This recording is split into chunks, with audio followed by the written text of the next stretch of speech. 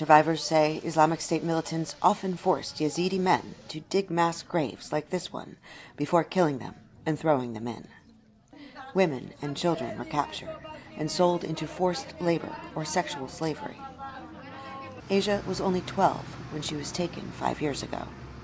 She doesn't want her face seen on camera.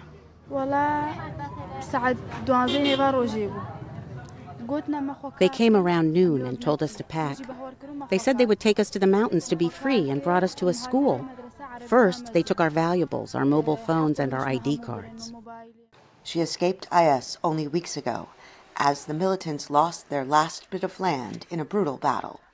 She says the trauma is only starting to sink in. They were cruel. They starved me, beat me, cut my hands, and tortured me. Yazidi is both an ethnic and a religious identity, and IS often forced slaves to abandon both their language and their religion.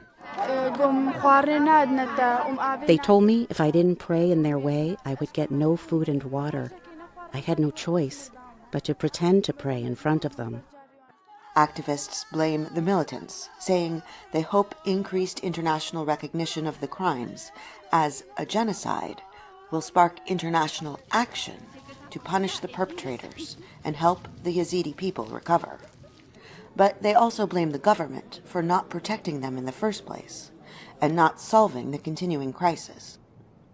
Most of the roughly 400,000 Yazidi people in Iraq have now been displaced for years. This genocide, those mass graves, and all this destruction is a result of the ugly and barbaric IS ideology, and our rights have been suppressed and betrayed.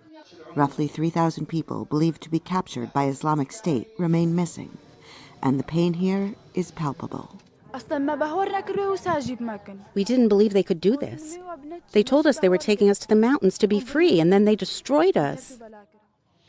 UN officials say they have sent the remains of victims to Baghdad for identification and plan to return to mass grave sites to continue their work in May. Heather Murdock, VOA News, Kocho, Iraq.